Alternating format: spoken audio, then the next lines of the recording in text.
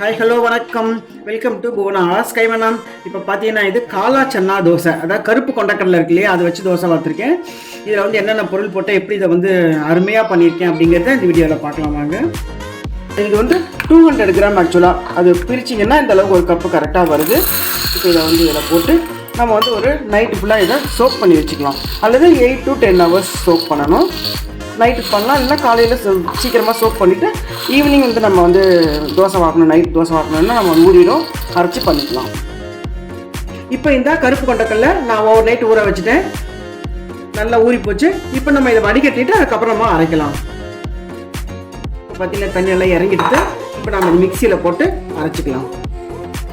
இப்போ இதில் என்னென்ன பொருள் போடலான்னு பார்க்கலாம். பார்த்தீங்கன்னா கொஞ்சம் இஞ்சி, ஏன்னா இது வந்து கொண்டக்கடலை கொஞ்சம் வாயுன்னு சொல்லுவோம் இல்லையா, ஸோ இஞ்சி போட்டிங்கன்னா உடம்புக்குள்ள வாசனையாகவும் இருக்கும். 4 பச்சை மிளகாய் போட்டிருக்கேன்.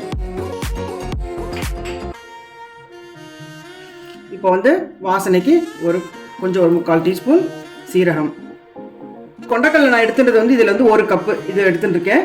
ஸோ இதில் வந்து 1/2 கப்பு இது. இந்த 1/2 கப்புக்கு வந்து நம்ம கொஞ்சம் ரவை ஆட் பண்ணுவோம். எனக்கு கேட்டால் நமக்கு இது பைண்டிங்க்கு வேணும். ஸோ அப்போ தான் வந்து கொஞ்சம் தோசை வாக்கிறதுக்கு மொறுமொறுன்னு வரும், பார்க்கறதுக்கு நல்லா வரும். அதனால் இதில் பார்த்தீங்கன்னா இது வந்து 1/2 கப்பு ரவை.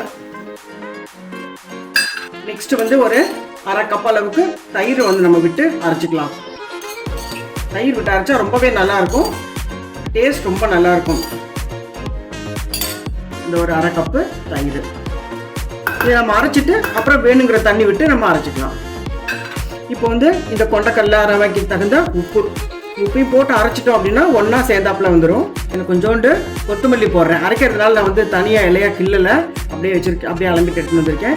நீங்கள் வந்து கொத்தமல்லி இதெல்லாம் கொஞ்சம் ஆப்ஷன் தான், வாசனை நல்லா இருக்கும் அப்படிங்கிறனால நான் கொத்தமல்லி போடுறேன். இல்லை அரைச்சாச்சு, இந்த ஒரு பவுலில் மாற்றிக்குவோம். சப்போஸ் கொஞ்சம் தண்ணி எக்ஸ்ட்ரா தேவைப்பட்டதுன்னா இதை நம்ம அலம்பி விட்டு நம்ம வந்து கரைச்சிக்கலாம். இப்போ இதை இந்த பவுலுக்கு மாற்றிக்கலாம்.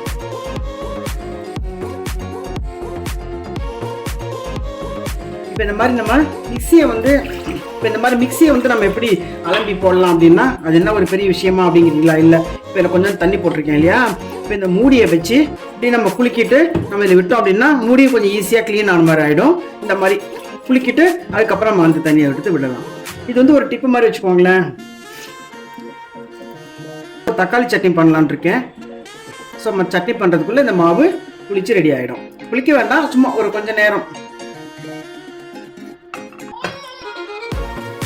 அவ்வளோதான். இதை அப்படியே வச்சுக்கலாம். இந்த தோசை மாவு நம்ம ரெடி பண்ணி ஒரு 1/2 மணி நேரம் 3/4 மணி நேரம் ஆச்சு. நம்ம வந்து சட்னியும் அரைச்சாச்சு, தக்காளி சட்னி. இப்போ இந்த மாவு வாக்கிறதுக்கு ரெடியாக இருக்குது, நம்ம தோசையை வாக்கலாம். இப்போ நம்ம பட்லர் வேறு ரெடியாக நின்றுட்டுருக்கார். காலா சன்னா தோசை அதை குடும்போ அப்படின்னு. இப்போ இது வந்து எங்கள் ஃபேமிலியிலே ஃபேவரட் தோசைக்கல், ரொம்ப பெரிய தோசைக்கல், அது எல்லாருக்கும் ரொம்ப பிடிக்கும். அதில் போட்டு மொறு நல்லா பெருசாக வாக்கலாம் தோசை, நல்லா ஸ்ப்ரெட் பண்ணி நல்லா வரும் தோசை. இது அப்படி லேசாக தொடச்சி விட்டோம்னா ஈவனாக வாக்கிறதுக்கு வரும். எப்போதுமே ஒரு டிப்பாக வச்சுக்கோங்க, தோசையை வந்து வாக்கும்போது இப்படி ஸ்ப்ரெட் பண்ணணும் அப்படின்னா இது அடுப்பை வந்து சிம்மில் வச்சிடணும், அப்போ தான் நீங்கள் ஸ்ப்ரெட் பண்ணுறதுக்கு வரும். அடுப்பு சிம்மில் இல்லை அப்படின்னாக்கா உங்களுக்கு வந்து அடுப்பு பெருசாக எரிஞ்சுட்டு இருந்ததுன்னா மாவு வந்து திரும்ப பிறண்டு வந்துடும். ஸோ சிம்மில் வச்சுட்டு அதுக்கப்புறமா நம்ம தீயை கூட்டிக்கலாம். நான் சிம்மில் வச்சுட்டு வாக்குறேன். எவ்வளோ பெருசாக வந்துருக்கு பாருங்கள் தோசை, நல்ல பெரிய தோசை. அடை பார்க்கும்போதும் அப்படி தான், நம்ம வந்து இந்த மாதிரி லேசாக வந்து அங்கே பொத்தல் போட்டுட்டு அதில் எண்ணெய் விட்டோம் அப்படின்னாக்கா நல்லா வெந்துடும். அடைக்கும் அந்த மாதிரி பண்ணி, இது வந்து கொஞ்சம் பெரிய தோசையாக இருக்கிறதுனால நல்லா வேகணும் அப்படின்னு நான் இந்த மாதிரி பொத்தல் போட்டிருக்கேன். உங்களுக்கு திருப்பி போட வேண்டாம்னா கூட கொஞ்சம் நேரம் வேக விட்டு எடுக்கலாம். இந்த பக்கமே நான் கொஞ்சம் திருப்பி போட்டு வேக வச்சா எனக்கு பழக்கம், அதனால் நான் வந்து திருப்பி போடுறேன். நல்லா மெல்லிஸாக இருக்குது, நைஸாக வந்துருக்கு தோசை, பேப்பர் ரோஸ்ட் மாதிரி. Wow, super. இது 2வது தோசை ரெடி. இப்போ நம்ம இந்த பிளேட்டில் சர்வ் பண்ணலாம். எவ்வளோ மெல்லிஸாக வந்துருக்கு பாருங்கள், அப்படியே முருகலாக இருக்குது, அப்படியே பயங்கர முருகலாக இருக்குது, மெல்லிஸாக வந்துருக்கு. இதில் கொஞ்சம் சாம்பார், இதில் தக்காளி கார சட்னி, சும்மா அதிருதில்ல அந்த மாதிரி இருக்குது கார சட்னி.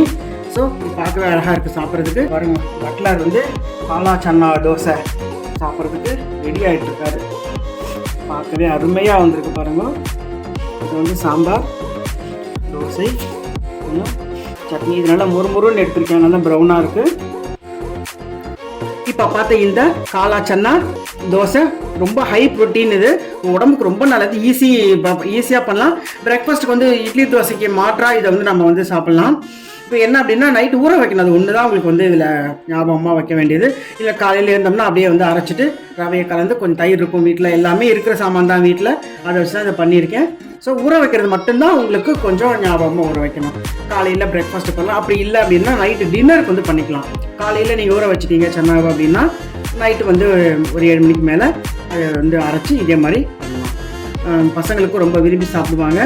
இப்போ பார்த்த இந்த காலா சன்னா தோசை வீடியோ உங்களுக்கு ரொம்ப பிடிச்சிருக்குன்னு நினைக்கிறேன். இதை நீங்கள் அவசியம் நீங்கள் ட்ரை பண்ணி பாருங்கள், உங்கள் ஃப்ரெண்ட்ஸ்க்கு ரிலேட்டிவ்ஸ்க்கு ஷேர் பண்ணுங்கள். அடுத்த வீடியோவில் சந்திப்போம். நன்றி, வணக்கம்.